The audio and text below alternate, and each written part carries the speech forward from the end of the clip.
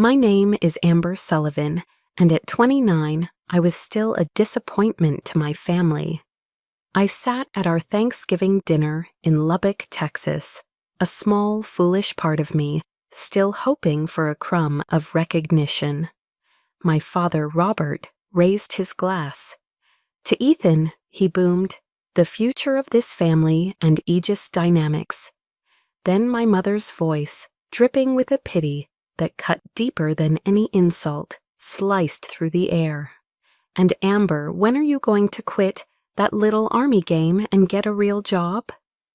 The air was stolen from my lungs as I sat there, a ghost at my own family's table. They had no idea that my little game was a $1.2 billion national security project. Their project. It's a uniquely painful feeling, isn't it? That moment you realize you're invisible to the people who are supposed to see you best. If you know that feeling, I'd be honored to read your story in the comments. Because that night, I made a silent vow. It was the last time they would ever make me feel that way. And the story of how I kept that vow is what you're about to hear. The long drive to Lubbock had been a familiar ritual of self-deception. As my Ford F-150 ate up the miles of flat Texas highway, under a sky so vast it felt like infinity, I let myself hope. Maybe this year would be different. Maybe this time they'd see me. I walked through the front door, and the warm, rich scent of roasting turkey, sage, and cinnamon hit me first. It was the smell of home, a comforting lie. The warmth stopped at the door. My mother, Carol, was in the dining room, her back to me as she meticulously arranged the silverware. She glanced over her shoulder. "Oh, Amber, you made it. Was the flight bumpy?" She didn't wait for an answer, turning her attention back to a fork that was a millimeter out of place. In the living room, my father sat in his worn leather armchair, a glass of whiskey sweating in his hand. The low roar of the Dallas Cowboys game filled the space between us. He gave me a single perfunctory nod, his eyes never leaving the screen. No hug, no welcome home, kiddo. Nothing. I felt like a piece of furniture they'd forgotten they owned, a ghost haunting the edges of their brightly lit lives. The dinner table was a masterpiece of Southern hospitality, laden with a glistening turkey, creamy mashed potatoes, bright cranberry sauce, and my mother's famous pecan pie cooling on the sideboard. But every bite I tried to take felt like swallowing gravel. Ethan, my brother, held court. He spoke loudly about Q4 projections and leveraging assets, dropping business jargon like he was scattering jewels for the less fortunate. He recounted his latest success with Project Cerberus, the name a bitter irony on my tongue. "That's my boy," my father beamed, his chest swelling with pride. "Always at the top of the game." My mother then turned her smile, a tight, practiced thing to me. "And how is your gig work, dear? Still at the same base?" The question was an empty box, offered only to be checked off a list of maternal duties. Before I could form a reply, Ethan leaned forward with a smirk. "Speaking of the game, sis, do you even know what EBITDA means?" He didn't wait for an answer. "Nah, probably not. They don't use that stuff where you are." A wave of polite, complicit laughter rippled around the table. It wasn't a loud laugh, but it was sharp, and it lanced straight through me. I could feel my own heartbeat, a dull, painful thud in my ears. The final blow came with the toast. My father stood, his glass held high. "To Ethan," he declared, his voice echoing with authority, "the rightful heir to the Sullivan legacy at Aegis, and to a future where our family name continues to command respect in the Texas business world." He spoke as if I didn't exist, as if his only child was the son sitting beside him. He sat down to applause from my aunt and uncle. In that quiet moment, My mother leaned toward me, her voice a conspiratorial whisper meant to sound like comfort. "Amber, your father just wants what's best for you. You should have listened to him all those years ago." The blame, the casual crushing weight of her blame, was worse than the outright disdain. It wasn't anger I felt then. It was a terrifying cold clarity, a decision, forged in the fires of years of silent slights, settled deep in my bones. I didn't say a word. I just looked down at my plate, the food now a blur. They would pay for this, not with anger or with tears. They would pay for it with the one thing they truly understood: consequences. The decision hung in the air, a silent cold weight in the aftermath of the disastrous Thanksgiving dinner. I didn't storm out. I didn't raise my voice. I simply excused myself and walked up the familiar creaking stairs to my childhood bedroom. The vow I had made downstairs wasn't born of a single insult. It was the final, cracking sound of a foundation that had been eroding for years. To understand the steel in that decision, you have to walk through the museum of my past. My room was exactly as my mother had preserved it, a shrine to the daughter they had wanted me to be. Trophies for cheerleading and academic decathlons gathered dust on the shelves. Faded ribbons from track meets hung beside framed honor roll certificates. It was a museum of a ghost, of a girl who had tried her best to fit their mold. My eyes drifted to a blank space on the wall, a pale rectangle where the wallpaper was a slightly lighter shade. That space was reserved for a ghost of a different kind. I remembered the day I was commissioned as a second lieutenant in the U.S. Army. The pride I felt was a physical thing, a warmth spreading through my chest as the polished gold bar was pinned to my uniform. I'd sent the 8A10 photograph home, imagining it taking its place on the wall. A few weeks later, I called my mother, my voice bubbling with excitement. "Oh, honey, I got it," she'd said, her voice distracted. "It's just, the wall is so full, and Ethan's new management certificate is rather large. I'm not sure where to put it." The next time I came home, I found it. My commissioning photo, the proudest moment of my young life, wasn't on the wall. It was stuffed in my father's desk drawer, curled at the edges, tucked beneath a stack of old utility bills. Meanwhile, Ethan's certificate, celebrating a low-level promotion, hung in a heavy Texas oak frame with a gleaming brass plate, given the place of honor right above the fireplace. The memories kept coming, each one a fresh layer on an old wound. I was in Afghanistan, the air thick with the taste of dust and fear. The sickening shriek of incoming rockets had sent us scrambling for the concrete bunkers, the percussive whoomp of the impacts shaking the very ground beneath us. When the all-clear was finally given, my hands were still trembling as I found a satellite phone to call home. I just needed to hear a familiar voice, to feel a connection to a world where things didn't explode. My father answered. "Amber?" he'd said, his voice sharp with impatience. "I'm in the middle of something with the Japanese partners. Is it an emergency?" Before I could even say that I was okay, that I was alive, he'd continued. "If not, call back later." The line went dead. I learned a few days later from an aunt's email that his emergency meeting had been a celebratory golf game at the country club, honoring a new contract Ethan had landed. I could have died in that bunker, a world away, and my existence would have been an inconvenience to his tea time. But the loneliest I ever felt wasn't in a war zone. It was on a perfectly manicured parade ground at Fort Gordon, Georgia. It was the day I was promoted to lieutenant colonel, a significant achievement at my age. The ceremony was formal, filled with the crisp formations and solemn traditions I had come to love. I had sent the invitations home a month in advance, but when the time came, I stood on that field, scanning the crowd, and saw only the 2 empty chairs where my family was supposed to be. They were stark, empty voids in a sea of proud, smiling faces.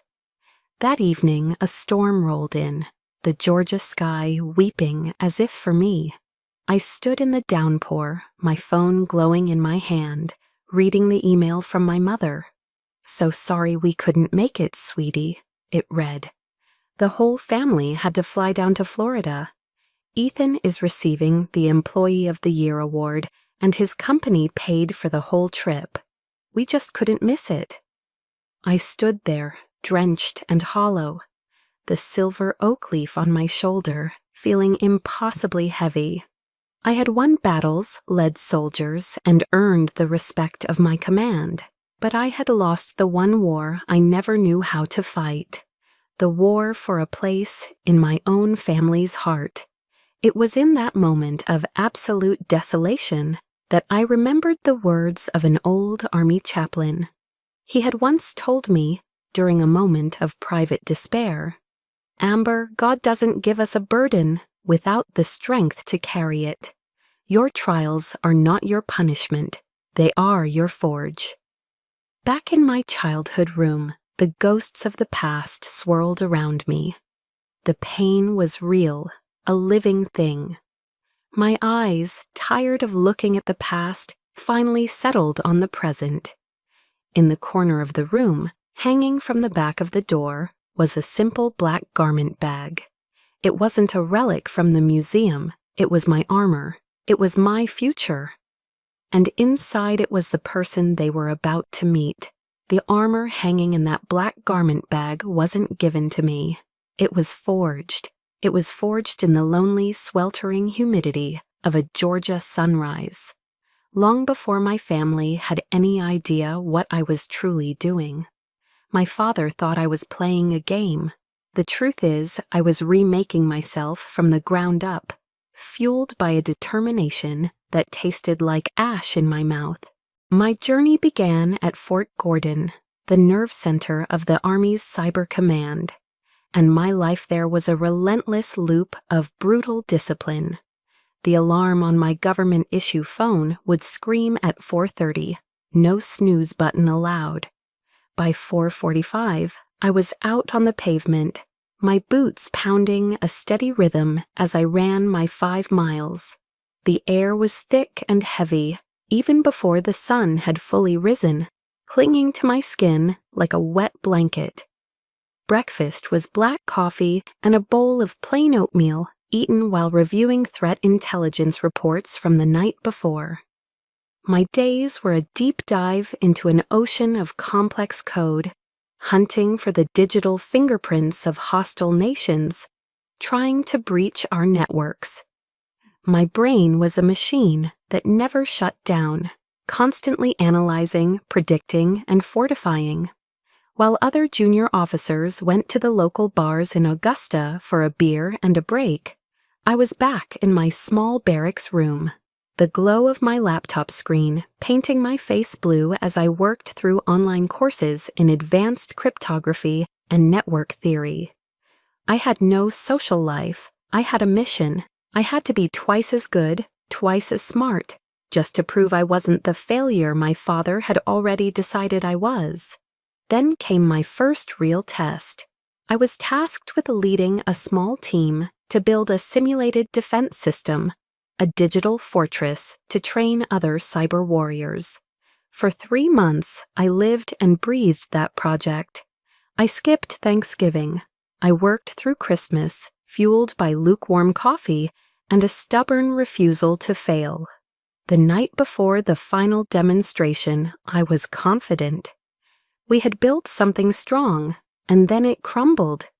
During the live fire test, with my commanding officer and his entire staff watching, a rival team exploited a single elegant logic flaw I had completely overlooked. The system collapsed in on itself. The silence in the command room was deafening. My immediate superior, a major who had always seemed to resent my presence, reprimanded me harshly in front of everyone. The humiliation was a physical blow, knocking the wind out of me. That night, feeling smaller and more broken than I ever had, I called home. I don't know what I was looking for, pity maybe, or just a single kind word. Ethan answered. I tried to explain what happened, my voice cracking. He let out a short, humorless laugh. "See, I told you so," he said, his voice dripping with condescension. "The real world is tough, little sister. It's not like one of your army games. Why don't you just quit? I can probably get you a desk job here, filing papers or something." The line went dead in my heart long before I hung up the phone. A desk job, filing papers. The sheer contempt in his voice was the final nail. I sat on the edge of my military-grade bed in my empty, sterile room, the silence pressing in on me. For the first time, a sliver of doubt, cold and sharp, pierced my resolve. Maybe they were right. Maybe I had made a terrible mistake.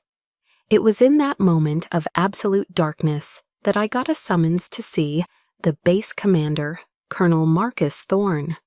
I walked into his office expecting another lecture, another mark against my record.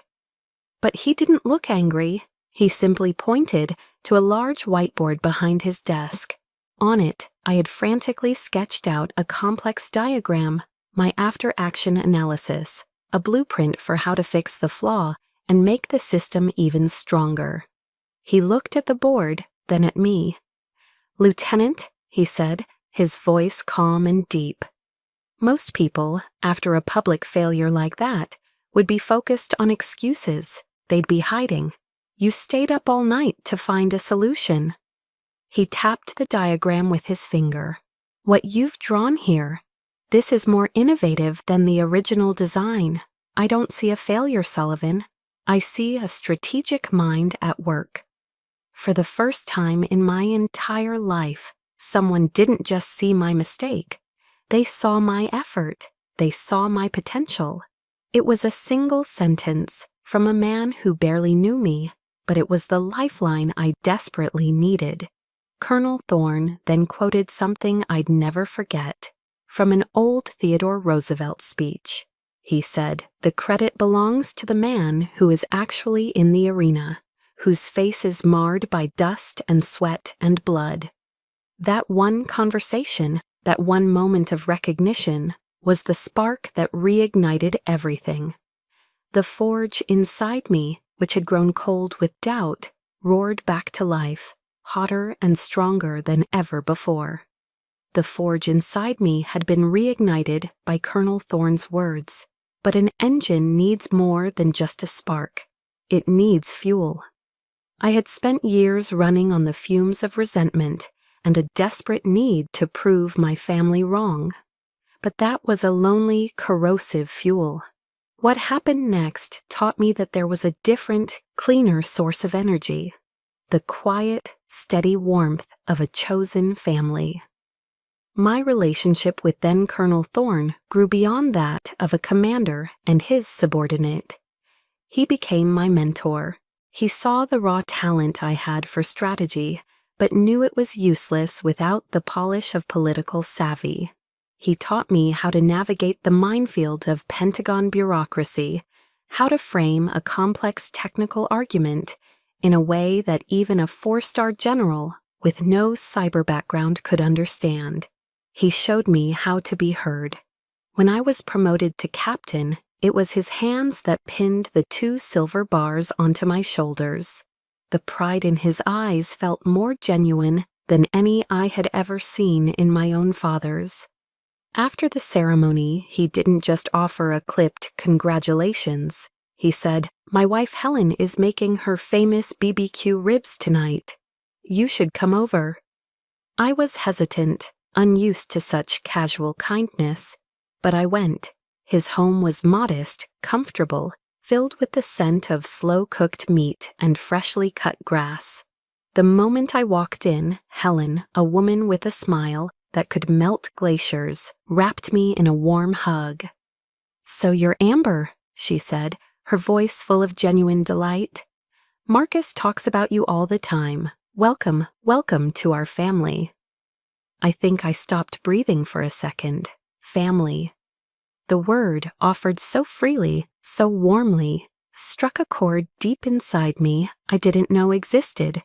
We ate on their back porch, the Georgia twilight settling around us.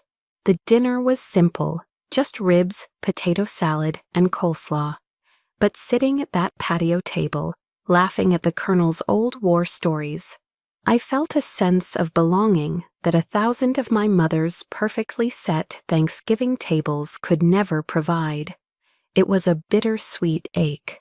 The joy of being accepted mingled with the sad realization of what I had been missing my entire life.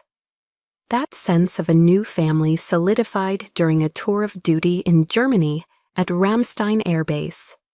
I was working with a multinational NATO task force, and as my first Christmas away from the States approached, a familiar sense of dread began to creep in.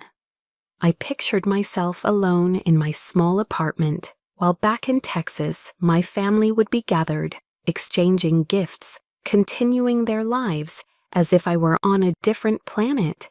But I wasn't alone. My team, a motley crew of American, British, and Italian officers, refused to let anyone spend the holiday by themselves. They organized a potluck dinner. The Italian major brought a massive bubbling lasagna his mother had taught him to make. The British captain contributed a shepherd's pie, hearty and comforting. I, in turn, baked a Texas pecan pie, a little piece of my complicated home. We crowded into someone's living room, decorated a lopsided Christmas tree with makeshift ornaments, and exchanged small, thoughtful gifts. We talked and laughed, sharing stories of our families and traditions back home. Looking around at those faces, these strangers who had become my brothers and sisters in arms, I understood. Family wasn't just blood, it was shared hardship. It was watching each other's back. It was showing up. It was this newfound strength, this sense of being anchored, that allowed me to say yes to the most pivotal call of my career. By then, Marcus Thorne was a brigadier general. He called me personally. "Amber," he said, his voice serious, "there's an opportunity, a direct commission to full colonel. It's a big jump, but the mission is critical. It's called Project Cerberus." My blood ran cold. Aegis Dynamics, my father, my brother. General Thorne seemed to sense my hesitation. "Listen to me," he said, and his tone was no longer that of a general, but of a father. "I know the situation. The partner is Aegis Dynamics. I know the personal connection. If this is too much, if you feel it compromises you in any way, you can say no. I can assign it to someone else, no questions asked." I was silent for a long moment, letting his words sink in. He was giving me a choice. He was offering me a level of respect and consideration that my own father had never conceived of. He saw me, not my last name, not my potential use to him. He saw a human being with a complicated history and was protecting me. That single act of respect was the final piece of armor I needed. "No, General," I said, and my voice was clear and steady, without a trace of doubt. "I'll take the assignment." A smile entered his voice. "I thought you might." "It's time," I added, more to myself than to him. It was time to stop being the girl in the museum and to start being the woman I had become. After the call with General Thorne, I felt a sense of clarity I hadn't experienced in years. I had my mission. I had my purpose. I was no longer a daughter trying to earn her father's approval. I was a colonel in the United States Army, entrusted with a vital national security project. For a few blissful days, the ghosts of my family receded. The warmth of my chosen family, the thorns and my brothers and sisters in arms, was a shield. But the past has a long shadow, and it wasn't long before it reached out to pull me back in. The first volley came from my mother. Her number flashed on my screen a week before my scheduled flight to Texas. I answered, expecting the usual brief logistical questions. Instead, I was met with a voice I hadn't heard in years. A syrupy, overly sweet tone she reserved for church friends and important business contacts. "Amber, darling," she began, the endearment so foreign it felt sharp. "I was just telling your aunt how wonderfully you're doing. We heard you're working on a very big project now. We are all so incredibly proud of you." A cold dread trickled down my spine. Proud. That word had never been in her vocabulary when describing me. I knew instantly this wasn't a call, it was a maneuver. She didn't wait for me to respond. "You know, your brother Ethan is under a little pressure with his new assignment. It's a lot for one person to handle. You're his big sister, Amber. I know you'll help him out however you can." "After all," she added, her voice dropping into a tone of gentle guilt, "we're family, and family helps each other." Her words were a silken web, each strand woven with the unspoken obligation of a family that only remembered I existed when I could be of use. The family that was never there for my promotions, my hardships, or my moments of fear. I kept my voice flat, professional, the voice of a soldier, not a daughter. "Work is work, Mom," I said, the words feeling like ice in my mouth. "I'll do what's required by the mission." The silence on her end was telling. I had failed to take the bait. The second volley came a few days later, this time directly from Ethan. It wasn't a call, but an email. The subject line read, "Re-Project Cerberus." There was no "Hey sis," no "Hope you're doing well." It was all business. The body of the email was a blunt, arrogant list of technical suggestions, and more disturbingly, a list of preferred subcontractors. "I know you're the new liaison," he wrote, "so I'm sending this over to get you up to speed. These subs are all longtime partners of Dad's solid Texas companies. All you really need to do is rubber stamp this list when it comes across your desk. It'll make things go a lot smoother for everyone." I stared at the screen, a mixture of disgust and cold fury rising in me.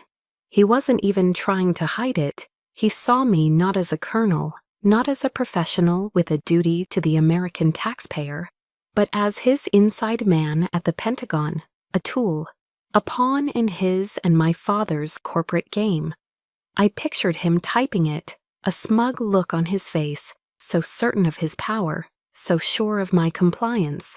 I closed my laptop without replying, my hands clenched into tight fists. The final decisive attack came the night before I was due to fly home for Thanksgiving. It was my father. His voice on the phone was the one I knew best, the voice of command, the voice that expected and received absolute obedience.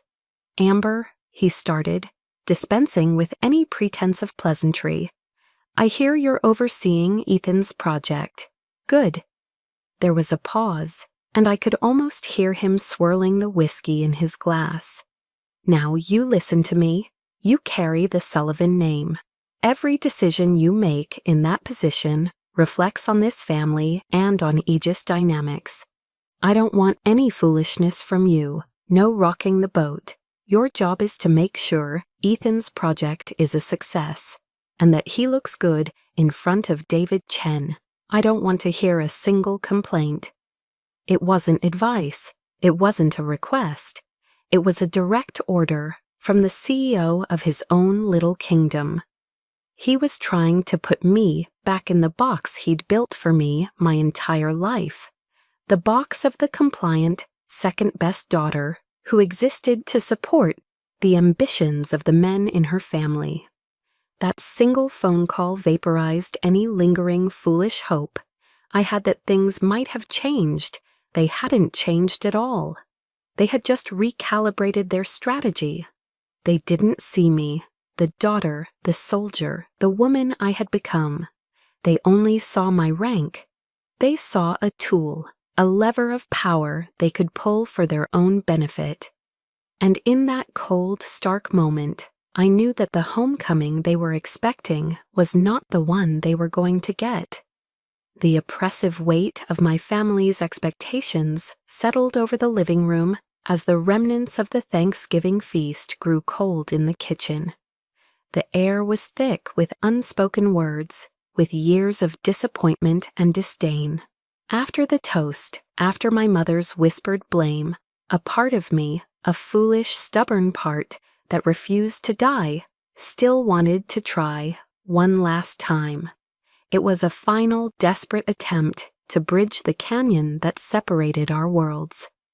I went upstairs, my steps heavy on the familiar stairs, and retrieved the gift I had so carefully carried all the way from my duty station, wrapped in protective tissue paper.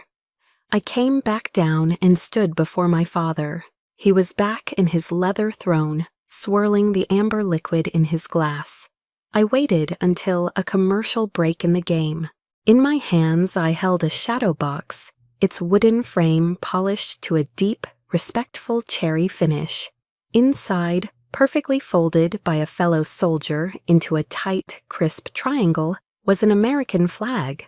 A certificate of authenticity was nestled beside it. "Dad," I said, my voice quiet but steady, cutting through the jingle of a car commercial. "This is for you. This is the flag that flew over my command post in Afghanistan for my entire tour. It flew through 120-degree heat and freezing desert nights. It was there during every patrol I went on. It's been officially retired, and I wanted you to have it.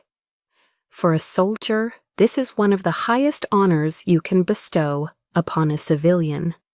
This flag wasn't just cloth and thread, it was a testament. It had witnessed hardship, courage, and loss. It had been a silent sentinel through rocket attacks and sandstorms that scoured the landscape bare. It was a piece of my soul, a tangible symbol of my service, my sacrifice, and the country I had sworn to protect. It represented a part of my life he had never once asked about. My father looked at the box. He didn't reach for it. He didn't even lean forward. He simply stared at it, a flicker of something unreadable. Was it confusion, annoyance, in his eyes before it was replaced by cold, dismissive pragmatism? "And what am I supposed to do with this?" he asked, his tone flat and genuinely perplexed. "Where would I even hang it?" "Amber," he said, shaking his head slightly as if dealing with a child. "Aegis just closed a $100 million deal with the Saudis. We have the signed contract. That's the kind of thing you frame and hang on a wall." He waved a hand, a gesture of finality, of utter rejection. He turned away, his attention already back on the television, dismissing the flag, my service, and me, all in one swift, effortless motion. The air in the room seemed to crystallize. My throat closed up, a knot of pure, suffocating hurt lodging itself there. I felt the heat rise in my face, a blush of shame and anger so intense it felt like a physical burn. Seeing his opening, Ethan pounced. He sauntered over from the kitchen, holding a piece of pecan pie, a smug, triumphant grin spreading across his face. "Oh, come on, Amber, lighten up," he sneered, his voice dripping with condescension as he took a large bite of pie. "What does a dusty old flag even mean, really? Do you have any idea how many points Aegis stock went up after I was named project lead? That's real value. That's tangible." He set his plate down and leaned in closer, his voice dropping to a low, menacing whisper, ensuring only I could hear the full venom of his words. You risk your life for a few bronze medals and a folded-up piece of cloth. I make a few phone calls and generate millions of dollars for this family. So you'd better know your place in that meeting tomorrow. Don't you dare screw this up for me." I didn't say a word. I didn't cry. I simply looked from Ethan's smug face, a speck of whipped cream at the corner of his mouth, to my father's indifferent back. I gave them a slow, deliberate nod, a gesture they completely misinterpreted as acquiescence. Then I turned, holding the shadow box tight against my chest like a shield, and walked back up the stairs. The pain was too deep for tears. It had flash frozen into something else, something hard and cold and sharp. Everyone has a line, a boundary of respect so fundamental that when it's crossed, something inside you breaks for good. It isn't just about a disagreement or a harsh word. It's the moment you realize that the values you'd literally die for are, to them, a joke. It's the moment your greatest sacrifice is weighed against their smallest convenience and found to be worthless. I'd be honored to hear about your line in the comments, that single moment that changed everything for you. Because for me, that was it. That was the line. They had just declared themselves the enemy of everything I stood for. I entered my old room and gently placed the shadow box on the desk. For a long moment, I just looked at it. The stars and stripes, a symbol of a promise I intended to keep. The hurt was still there, a dull, throbbing ache, but it was now overshadowed by a powerful, terrifying clarity. The rules of engagement had just changed. They wanted to play a game of business. Fine. I would show them a game of strategy. I would show them a war fought not with bullets, but with facts, with logic, and with the full weight of the United States Department of Defense. I sat down, my back straight, my movements precise. I took out my government-issued, encrypted laptop, the fan whirring to life in the silent room. It was time to draft my operations plan. Sleep was a luxury I could not afford. That night, my childhood bedroom, with its faded floral wallpaper and cheerleading trophies, transformed into a tactical operations center. The pain and anger from downstairs were compartmentalized, packed away into a hardened steel box in my mind. The mission was all that mattered now. The girl who had cried in the rain over an empty chair was gone. In her place was a colonel with a problem to solve. My process was methodical, ingrained from years of training. I engaged the OODA loop: observe, orient, decide, act, observe. I opened my encrypted laptop and pulled up the preliminary plan Ethan had so arrogantly emailed me. I didn't just read it, I dissected it. Line by line, I stripped it down to its core components, mapping out its architecture, its protocols, and its dependencies. The document was an exercise in corporate hubris, slickly designed, full of impressive-sounding buzzwords, but fundamentally weak. Orient. With the data laid out before me, I began to connect the dots. The weaknesses weren't random errors, they formed a pattern.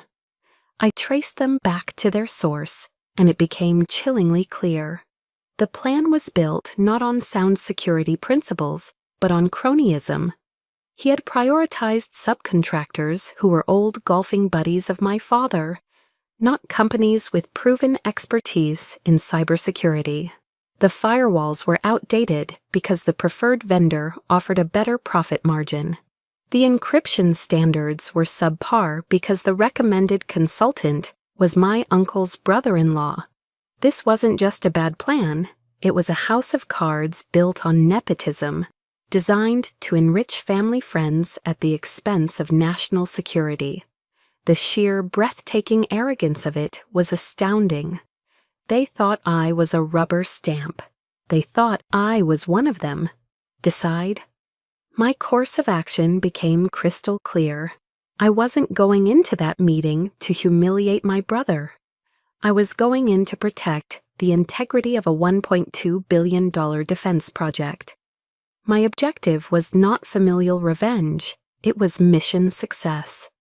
I spent the next several hours forging my weapons. I didn't write a speech. I compiled a list of questions. Each one was a scalpel, designed to precisely cut through the jargon and expose the fatal flaw beneath. Can you explain the decision to use the X2500 series firewall when it has a known vulnerability to side-channel attacks, a vulnerability that was widely publicized 6 months ago? The proposal relies heavily on a subcontractor, Texan Solutions, whose primary experience is in commercial IT, not hardened military networks. What is their specific qualification for handling classified data streams? The data redundancy plan appears to have a single point of failure. How do you justify this in a Tier 1 national security project?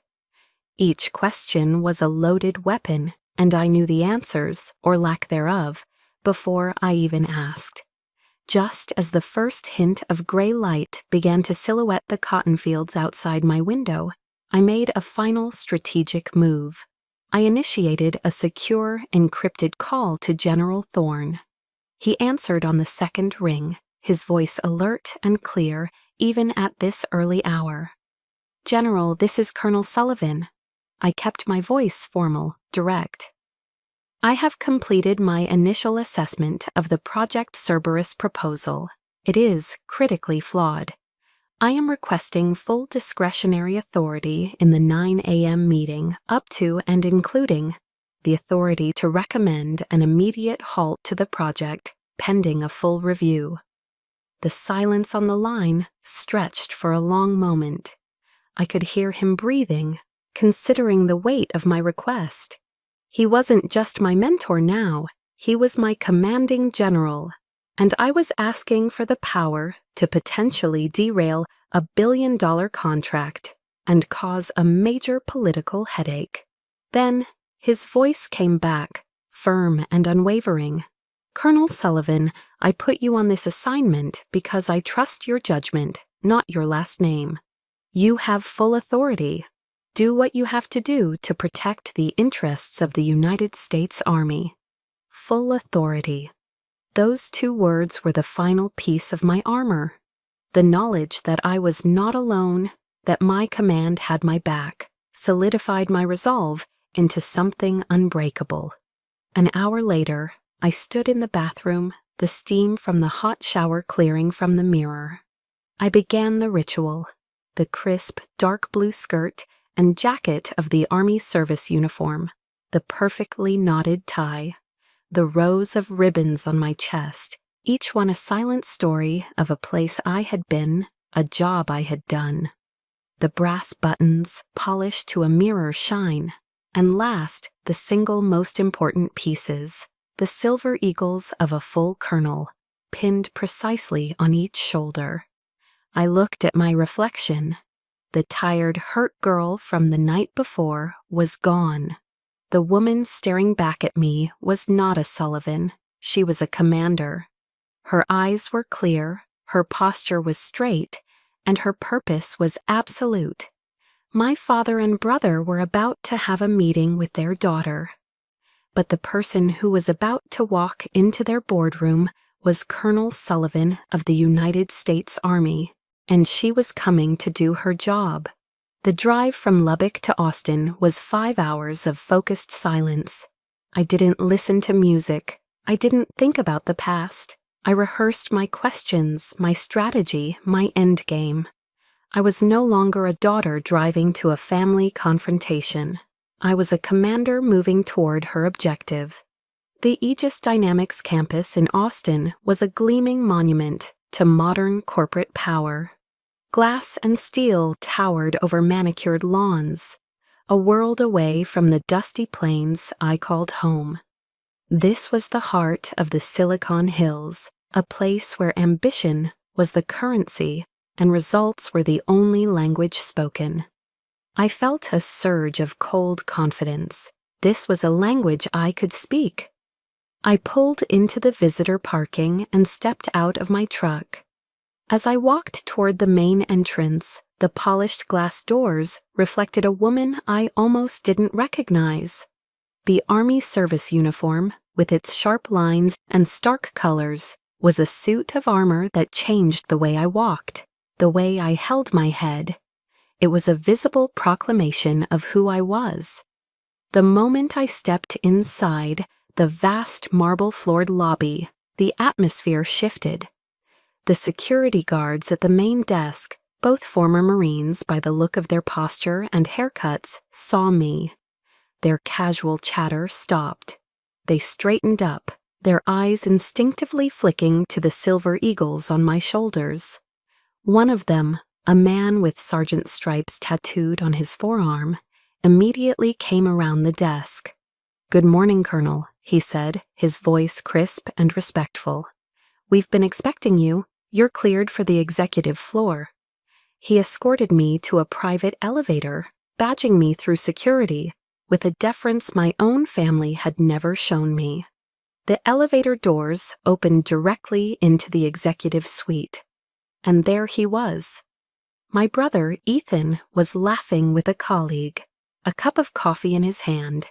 He turned as the doors opened, his laugh catching in his throat. "Amber," he stammered, his eyes widening. His gaze dropped from my face to my uniform, then locked onto the eagles on my shoulders. The color drained from his face. The casual arrogance he wore like a second skin evaporated, replaced by raw, naked panic. What are you doing here, in that?" Before I could answer, my father, Robert Sullivan, strode out of a nearby office, flanked by two other vice presidents. He was in his element, the powerful executive, until he saw me. He stopped dead. His jaw went slack. The confident stride faltered. All the blood seemed to rush from his head, leaving his face a pasty, sickly white. "Colonel?" one of the VPs with him asked, his eyes lighting up with professional recognition as he stepped forward. "It's an honor to have you here in person. We weren't expecting you on site." My father could only whisper the word, a strangled sound of disbelief. "Colonel," I gave a single professional nod to the vice president, ignoring the personal chaos erupting around me. "It's good to be here." I walked past my stunned father and my shell-shocked brother and entered the boardroom, leaving a trail of silent, frantic confusion in my wake. I chose a seat at the head of the long, polished table, directly opposite the CEO's chair. My father and brother stumbled in after me, their faces masks of bewilderment. They chose seats at the far end of the table, as far away from me as possible, looking small and utterly out of place. At precisely 9 a.m., the CEO, David Chen, entered. He was a dynamic, respected leader, known for his sharp mind and no-nonsense attitude. His eyes scanned the room, noted the tension, and then landed on me. A smile of genuine, surprised pleasure broke across his face. He walked directly to me, extending his hand. "Colonel Sullivan," he said warmly, his handshake firm. "This is a welcome surprise. I was under the impression our meeting would be via video conference." I rose to meet his handshake.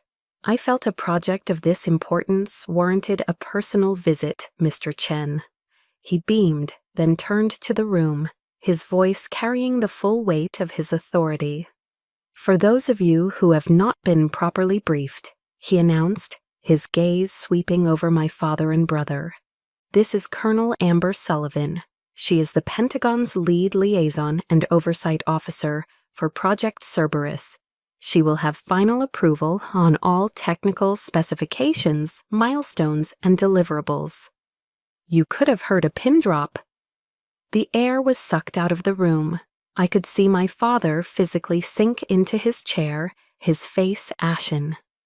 Ethan stared at me, his mouth slightly agape, as if I were an alien who had just landed. The meeting began.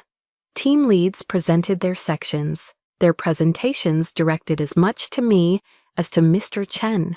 The room was a masterclass in corporate power dynamics. When the engineering lead spoke, he addressed his technical queries to me. When the budget director presented, she looked to me for confirmation on spending allocations. I fielded their questions with a calm, precise clarity, demonstrating a depth of knowledge that left no room for doubt. I wasn't just a liaison, I was in command. Then it was Ethan's turn. The cocksure, confident son of the boss was gone. In his place was a nervous, sweating man who couldn't seem to make eye contact with anyone. He fumbled with his slides. He stumbled over his own talking points, his voice a pale imitation of its usual booming arrogance. He was clearly and completely unnerved by my presence, by the authority I radiated from the other end of the table. When he finally finished his rambling presentation, there was a polite, awkward silence. I let it hang in the air for a moment before I spoke, my voice cold, clear, and devoid of any emotion. "Thank you, Mr. Sullivan," I said, using his last name deliberately. "I have a few questions. Your plan calls for the use of the X2500 series firewall. Are you aware that this model has a known, well-publicized vulnerability to side-channel attacks?" Ethan blinked. Our vendor assured us." I cut him off. "Your vendor is incorrect. Second, your data redundancy plan has a catastrophic single point of failure. How do you justify this in a Tier 1 national security project?" We felt the risk was manageable. "The Pentagon does not find it manageable," I stated flatly. "Third, your primary subcontractor for data encryption has no prior experience with classified military networks. On what basis were they selected?" He had no answer. He just stared at me, his face turning a blotchy red. I let the silence sit for another beat. Then I delivered the final blow. I looked not at him, but at David Chen. "The proposal as it stands is unacceptable. It demonstrates a fundamental lack of understanding of the security requirements for a project of this nature." I turned my gaze back to my brother. "On behalf of the Department of Defense, I am officially pausing the deployment of Phase 1. You will submit a revised comprehensive plan addressing these deficiencies by UY 900 hours this Friday. This meeting is over." I stood up. The entire room was frozen in stunned silence. The game was over. The board had been flipped. The invisible daughter, the family disappointment, had just checkmated the king. I didn't stay in the boardroom to savor the victory. There was no joy in it, only the grim satisfaction of a necessary duty performed. As the other executives filed out, their faces a mixture of shock and newfound respect, I gathered my notes. Before I could leave, my father's assistant appeared at the door, her expression apologetic. "Colonel Sullivan, your father is requesting your presence in his office. Your mother is here as well." The aftershock. I had anticipated it. I walked down the plushly carpeted hallway to the corner office, the one with the panoramic view of the Austin skyline. The door was ajar. Inside, the scene was a tableau of defeat. My mother was sitting on a leather sofa, dabbing at her eyes with a tissue. Ethan was slumped in a chair, staring at the floor, the picture of a deflated ego. And my father was pacing back and forth, in front of his massive mahogany desk, a caged tiger whose territory had just been invaded. He stopped pacing as I entered, his face a chaotic storm of anger and fear. "Why?" he demanded, his voice trembling with rage. "Why would you do this to us? Humiliate your own brother, your own family, in front of the entire company?" I stood my ground in the center of the room. my posture unchanged from the boardroom. I looked him directly in the eye, my voice as calm and steady as a frozen lake. I didn't do anything to you, Dad. I did my job, the job you and Mom and Ethan have dismissed as a little game for the last decade. This was never a family matter. This is a matter of national security. The phrase national security hung in the air, a concept so foreign to the insulated world of this office that it seemed to suck the oxygen out. My mother let out a sob. "We didn't know, Amber," she wept, her voice pleading. "We didn't know you were so important." And there it was, the confession at the heart of it all. It wasn't an apology for the years of neglect, for the missed promotions, for the dismissal of my life's work. It was an apology for underestimating my power. Their regret wasn't born of love, it was born of fear. Ethan finally looked up, his face pale and drawn. I'm sorry," he mumbled, the words sounding like they were being dragged from him. "What I saw in there today—" I cut him off, my voice sharp and precise. "Your apology is not owed to me, Ethan. It's owed to the Pentagon for submitting a proposal that was negligent at best. Fix it." I then turned my attention back to my father. "And you were worried people would think you used your influence to get me this assignment. You should be more worried about the opposite. I have built my entire career, brick by painful brick, completely independent of this family and this company, for this exact reason. I owe the Sullivans nothing. General Thorne assigned me this mission because of my expertise, and my expertise alone." My father seemed to deflate, the anger draining out of him, leaving only a bewildered, aging man. He made one last attempt to reclaim control, to put me back in my place. "Regardless of all this," he said, his voice softer now, almost pleading, "you are still my daughter." For the first time, a sad, weary smile touched my lips. I shook my head slowly. "In this building, Dad, in this context, I am Colonel Sullivan of the United States Army. That is who you are dealing with." I took a breath, and then I drew the line, not in sand, but in solid rock. "And from this day forward, any relationship we have, personal or professional, will be based on respect. Not on blood, not on obligation, on mutual respect. If you can't give me that, then we have nothing left to talk about." I turned and walked out of the office, leaving a stunned, absolute silence in my wake. I didn't look back. I walked down the hall, through the lobby where no one dared to meet my eyes, and out into the bright Texas sun. Once I was in my truck, I closed the door and the sound of the world was shut out. The adrenaline that had sustained me for the past 24 hours drained away in a sudden whooshing rush, leaving me feeling utterly and completely exhausted. I leaned my head back against the seat, my body trembling slightly from the emotional whiplash. There was no triumph, no elation. There was just a vast, quiet emptiness. And in that emptiness, I thought of the old serenity prayer. God, grant me the serenity to accept the things I cannot change. I couldn't change who they were, their priorities, their blindness, their conditional love. The courage to change the things I could change how I reacted. I could refuse to be their victim. I could draw a line and the wisdom to know the difference.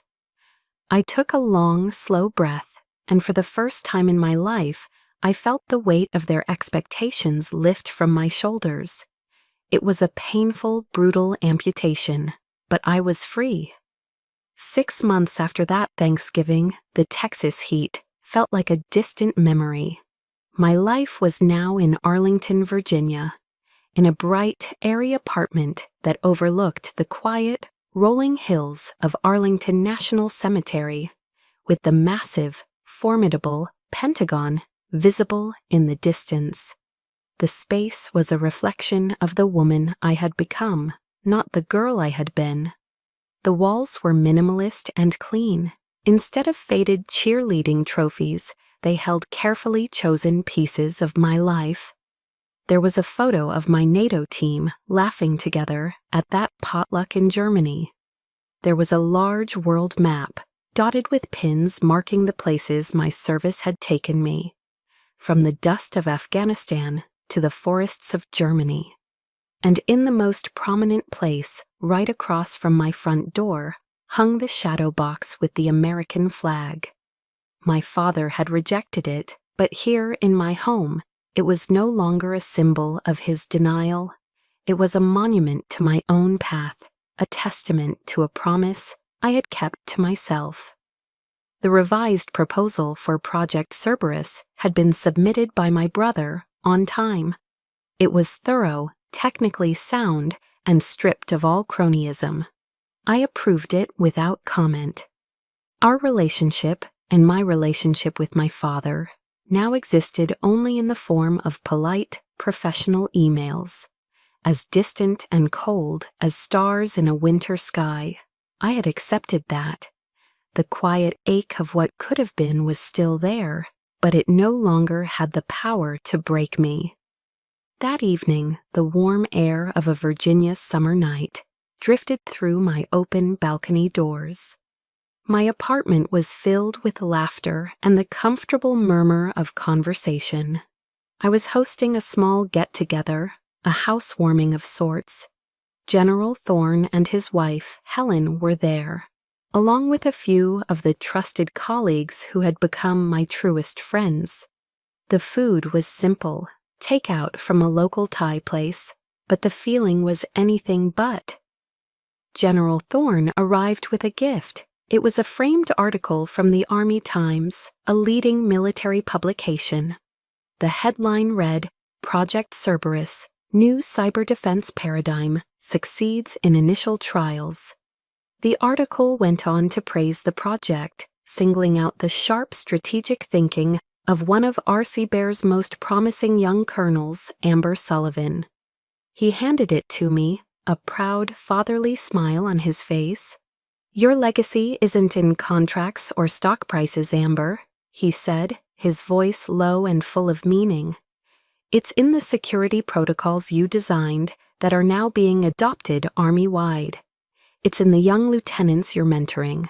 Those are the things that last." His words settled in my heart, not with the fiery validation I once craved, but with a quiet, profound sense of peace. He understood. He saw the real value. Later, as darkness fell, we stood on the balcony, glasses of wine in hand, looking out at the Pentagon, a five-sided city of purpose glowing against the night sky. The general raised his glass. "To those who dare to take the road less traveled," he said, looking directly at me. We all raised our glasses. "To the road less traveled," we echoed. As I sipped my wine, I looked at the faces around me, illuminated by the warm light from my living room. Helen, who had welcomed me into her family without a moment's hesitation. The general who had seen my potential through my failure. My colleagues who respected me for my mind, not my name. This was my family, the one I had built, the one I had chosen. My phone buzzed. It was a video call from my parents. I hesitated for a second, then answered. Their faces appeared on the screen, looking older, smaller. They had heard about the article. They offered awkward, stilted congratulations. There was an unspoken plea in their eyes, a desire to reconnect, but they didn't know how. They didn't have the words.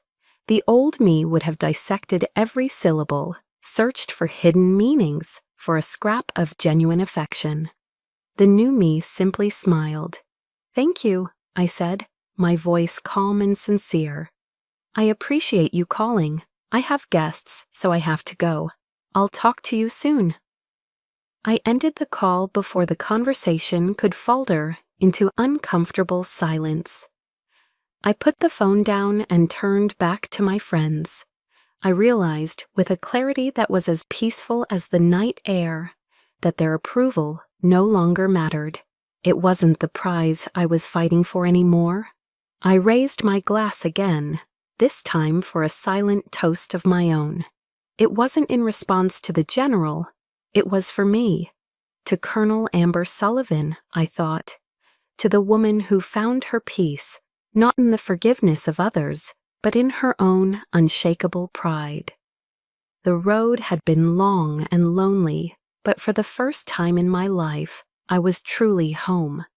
That night on the balcony wasn't an ending, but a true beginning. My journey to find peace was long, and I want to thank you for walking it with me. I believe everyone has a story of finding their own strength, of choosing their own family, and of defining their own worth on their own terms. The mission of this channel is to be a home for these powerful journeys.